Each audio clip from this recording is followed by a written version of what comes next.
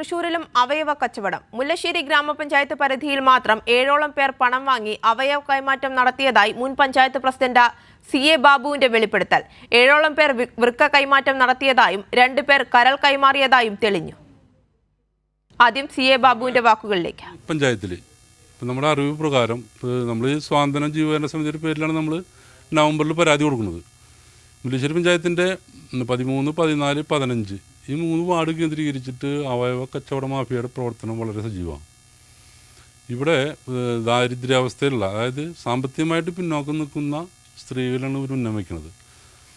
7ഓളം പേരുടെ വൃക്കി, അതുപോലെ തന്നെ ആ 7 പേരിൽ 2 പേരുടെ കരളും ഈ പ്രദേശത്ത് നിന്ന് ഈ അവയവ കച്ചവട മാഫിയ കവർന്നുണ്ടെന്ന് തന്നെ നമുക്ക് പറയാൻ വേണ്ടി പറ്റും. ഏകദേശം 20ഓളം രേഖകൾ വേണം ഒരാളുടെ അവയവം ട്രാൻസ്പ്ലാന്റേഷൻ ചെയ്യാൻ വേണ്ടിയിട്ട്. രേഖകൾ വേണം. ശരിക്കും പറഞ്ഞാൽ ഈ രേഖകൾ എങ്ങനെ സംഘടിപ്പിക്കുക എന്നുള്ളതാണ് നമുക്ക് മനസ്സിലാവാത്തത്. വെച്ചാൽ ഈ മുല്ലശ്ശേരി പഞ്ചായത്തിൻ്റെ ഈ 3 വാർഡ് മാത്രമല്ല, പടിഞ്ഞാറ് ഭാഗത്ത് ഈ തീരദേശ മേഖലയിലുള്ള പഞ്ചായത്തിലും ഈ പ്രവർത്തനം വളരെ സജീവമാണെന്നുള്ളതാണ് നമുക്ക് അറിയാൻ വേണ്ടി കഴിയുന്നത്. തിയോഫിൻ വിശദാംശങ്ങളുമായി ചേരുന്നുണ്ട്. തിയോഫിൻ, മുൻ പഞ്ചായത്ത് പ്രസിഡന്റിന്റെ വാക്കുകളാണ് നമ്മൾ കേട്ടത്. കാര്യങ്ങൾ വ്യക്തമാണ്. ഏകദേശം 30ഓളം പേർ ഈ ഒരു അവയവ മാഫിയയിൽ കുടുങ്ങി അവയവ കൈമാറ്റം നടത്തിയെന്നാണ് തെളിയുന്നത്. അതിൽ ഏറെ പേരും ഇരകളായപ്പെട്ടവരിൽ ഏറെ പേരും നിർധന കുടുംബത്തിലുള്ള സ്ത്രീകളാണെന്നും തെളിയുന്നു. വിവരങ്ങൾ ആര്യ, മുല്ലശ്ശേരി ഗ്രാമപഞ്ചായത്തിലെ മാത്രം വിവരങ്ങളാണ് ഇപ്പോൾ നമുക്കൊരു കണക്ക് അല്ലെങ്കിൽ കണക്ക് കൃത്യ എണ്ണം എന്ന ഒരു സൂചന ലഭിച്ചിരിക്കുന്നത്. അതിൽ തന്നെ 30ഓളം ഇത്തരത്തിൽ അവയവ കൈമാറ്റങ്ങൾ, പണം വാങ്ങിയുള്ള അവയവ കൈമാറ്റങ്ങൾ ഈ മുല്ലശ്ശേരിയിൽ നടന്നിട്ടുണ്ടെന്നാണ് അനൗദ്യോഗിക വിവരം. എന്നാൽ ഇതിൽ 7 പേരെക്കുറിച്ചാണ് കൃത്യമായ വിവരങ്ങളുള്ളത്. ഈ 7 പേരുടെ പേരും മേൽവിലാസവും ഉൾപ്പെടെയുള്ള വിവരങ്ങൾ വെച്ചാണ് CA ബാബു, മുൻ ഗ്രാമപഞ്ചായത്ത് പ്രസിഡന്റ് കൂടിയായ CA ബാബു, അദ്ദേഹം സാന്ത്വനം ട്രസ്റ്റിൻ്റെ, ചാരിറ്റബിൾ ട്രസ്റ്റിൻ്റെ സമിതിയുടെ കൺവീനർ കൂടിയാണ്. അദ്ദേഹം ആണ് ഈ പരാതി നൽകിയത്. നേരത്തെ നൽകിയ പരാതിയുടെ അടിസ്ഥാനത്തിൽ മുഖ്യമന്ത്രിക്കും ആരോഗ്യവകുപ്പിനും പരാതി നൽകിയിരുന്നു. ഇതിൻ്റെ അടിസ്ഥാനത്തിൽ പോലീസ് ഇടപെട്ട് അന്വേഷണവും നടത്തിയിരുന്നു. ഈ കൃത്യമായ വിവരങ്ങൾ നൽകിയത് കൊണ്ട് തന്നെ ഈ അവയവം കൈമാറ്റം നടത്തിയതായി, അല്ലെങ്കിൽ പണം വാങ്ങി അവയവ കൈമാറ്റം നടത്തിയതായി പേരുകൾ ലഭ്യമായവരുടെ വീടുകളിൽ അന്വേഷിച്ചു. ഇതുമായി ബന്ധപ്പെട്ട അന്വേഷണം നടത്തിയെങ്കിലും അന്വേഷണത്തിന് അല്ലെങ്കിൽ വലിയ രീതിയിൽ അന്വേഷണം മുന്നോട്ട് പോയിട്ടില്ല. കാരണം ഈ അവയവ മാഫിയ ഈ ഇത്തരത്തിൽ ഈ ചാക്കിൽ അല്ലെങ്കിൽ ഇവരുടെ കെണിയിൽ അകപ്പെടുന്നവരോട് പറഞ്ഞിട്ടുള്ളത് യാതൊരു കാരണവശാലും തങ്ങൾ പണം വാങ്ങി അവയവം ദാനം ചെയ്തു എന്ന് ആരോടും പറയരുതെന്നാണ്. അതായത് അവയവം നൽകിയത് പ്രത്യേകിച്ച് തങ്ങളുടെ ബന്ധുക്കൾക്കാണ് എന്ന് പറയണമെന്നാണ്. പലപ്പോഴും ഈ പറഞ്ഞ 7 പേരിലും ബന്ധുക്കളില്ല എന്നതാണ് യാഥാർത്ഥ്യം. പക്ഷേ നമ്മൾ ഉൾപ്പെടെ അവരോട് ചോദിച്ചപ്പോൾ പറയുന്നത് അകന്ന ബന്ധമാണ് അവർ പറയുന്നത്.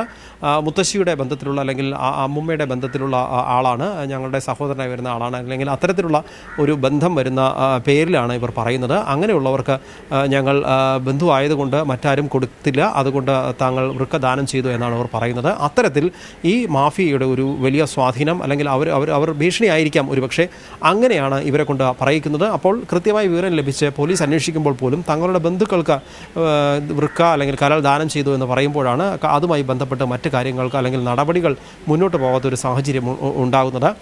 എന്തായാലും ഇതുമായി ബന്ധപ്പെട്ട കൂടുതൽ നിയമ നടപടികളിലേക്ക് പോകാനുള്ളൊരു തീരുമാനത്തിലാണ് സാന്ത്വനം സൊസൈറ്റിയും മറ്റ് പൊതുപ്രവർത്തകൻ കൂടിയായ CA ബാബു നൽകിയ ഒരു പരാതിയുടെ അടിസ്ഥാനത്തിലാണ് ഈ അന്വേഷണം ഒരു പാതി വഴിയിലെത്തി കൂടുതലെങ്ങും എത്താതെ പോയത്. പോലീസ് ഇതുമായി ബന്ധപ്പെട്ട് നൽകിയിട്ടുള്ള റിപ്പോർട്ട് ഇതിനായി ഒരു പ്രത്യേക സമിതി തന്നെ, അല്ലെങ്കിൽ ഒരു സ്പെഷ്യൽ ഇൻവെസ്റ്റിഗേഷൻ ടീം തന്നെ രൂപീകരിച്ച സംസ്ഥാനത്തെ, മുല്ലശ്ശേരിയിലെ മാത്രമല്ല സംസ്ഥാനത്താകെ ഇത്തരത്തിൽ ഏതെല്ലാം രീതിയിൽ അവയവ മാഫിയ ഇടപെടുന്നു എന്നതിനെക്കുറിച്ച് വ്യക്തമായി അന്വേഷിക്കണം, കൂടുതൽ തെളിവുകൾ ശേഖരിക്കണം എന്ന രീതിയിലുള്ള റിപ്പോർട്ട് നൽകിയിട്ടുണ്ട്. എന്നാൽ ഇതുമായി ബന്ധപ്പെട്ട് മറ്റ് നടപടികൾ മുന്നോട്ട് പോയതായി നമുക്കറിയാൻ കഴിഞ്ഞിട്ടില്ല.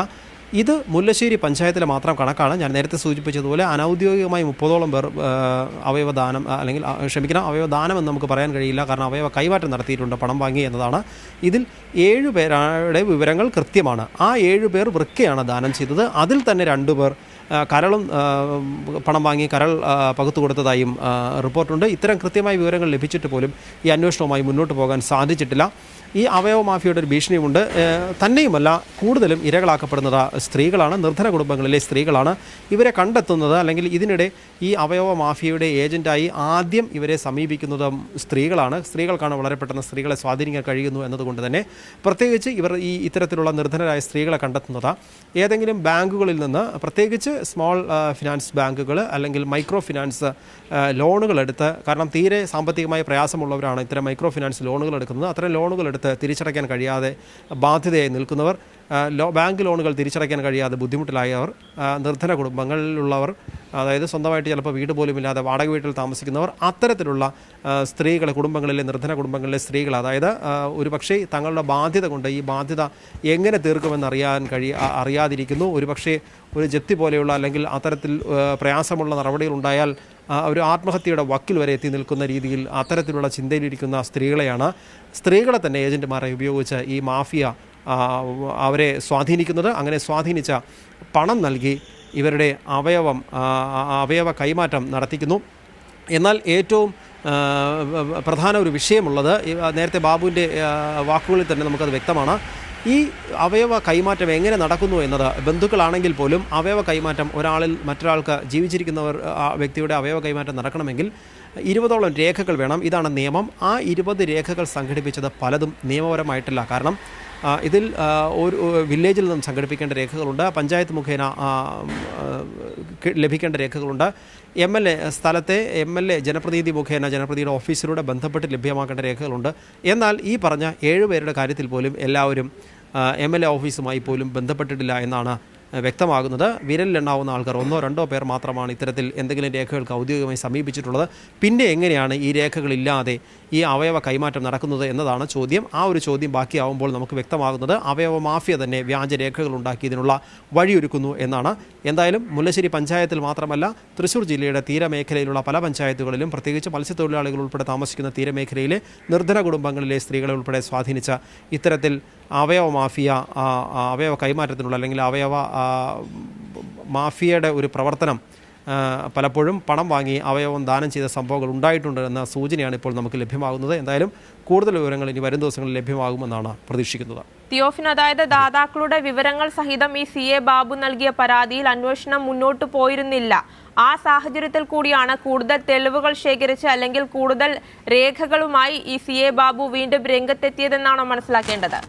ഇദ്ദേഹം നേരത്തെ പരാതി നൽകിയിരുന്നു. ഈ പരാതിയുടെ അടിസ്ഥാനത്തിൽ പോലീസ് അന്വേഷണം നടത്തിയിരുന്നു. പലപ്പോഴും ഈ അന്വേഷണത്തിന് കൂടുതൽ മുന്നോട്ട് പോകാൻ സാധിക്കാതിരുന്നത് ഞാൻ നേരത്തെ സൂചിപ്പിച്ചതുപോലെ ഈ അവയവ വിൽപ്പന നടത്തി എന്ന് പറയുന്ന അല്ലെങ്കിൽ ആ പേര് സഹിതം ലഭ്യമായ വിവരം വെച്ച് പോലീസ് ഉദ്യോഗസ്ഥർ ഇവരുടെ വീട്ടിലെത്തി അല്ലെങ്കിൽ ഇവരെ കണ്ട് നേരിട്ട് ഇവരോട് ചോദിക്കുമ്പോൾ ഇവർ പറയുന്നത് തങ്ങളുടെ ബന്ധുവിനാണ്, അകന്ന ബന്ധുവിനാണ് അവയവദാനം നടത്തിയത് എന്നാണ്. അവയവദാനമാണ്, പണം വാങ്ങിയിട്ടില്ല എന്നാണ് പറയുന്നത്. പക്ഷേ ചിലർ പറയുന്നുണ്ട് തങ്ങൾക്ക് കടബാധ്യതയുണ്ടായിരുന്നു, അപ്പോൾ ഈ വൃക്ക സ്വീകരിച്ച വ്യക്തി തങ്ങളുടെ കടബാധ്യത തീർത്തു എന്ന് പറയുന്നുണ്ട്. എന്തായാലും ഇതിൽ പണ ഇടപാട് നടന്നിട്ടുണ്ട്. അനധികൃത അതായത് ഞാൻ നേരത്തെ സൂചിപ്പിച്ചതുപോലെ സാമ്പത്തികമായി ബുദ്ധിമുട്ടിൽ നിൽക്കുന്ന കുടുംബത്തിലെ സ്ത്രീകൾക്ക് അവരുടെ സാമ്പത്തിക ബാധ്യത തീർക്കുന്നതിനായി ഇത്തരത്തിലൊരു വഴി ഉണ്ട് എന്ന് പറഞ്ഞ് സ്വാധീനിച്ച് ഇവരെ വലയിലാക്കി നിസ്സാര തുക കൊടുത്ത്, വലിയ തുകയ്ക്കാണ് ഇവർ കച്ചവടങ്ങൾ ഉറപ്പിക്കുന്നത്. പക്ഷേ 5-10 ലക്ഷം രൂപയോളം വരുന്ന രീതിയിലുള്ള ഒരു തുക ഇവർക്ക് നൽകിക്കൊണ്ട് ഇവരിൽ നിന്നും ഈ വൃക്കയോ കരളോ ഒക്കെ വാങ്ങിയെടുക്കുന്ന രീതിയാണ് ഈ അവയവ മാഫിയ നടക്കുന്ന സംഘം നടത്തുന്നത്. എന്നാൽ ഏറ്റവും പ്രധാന വിഷയം എന്ന് പറയുന്നത് ഈ അവയവദാനത്തിനുള്ള രേഖകൾ മുഴുവൻ വ്യാജമായി സൃഷ്ടിക്കുന്നു എന്നതാണ്.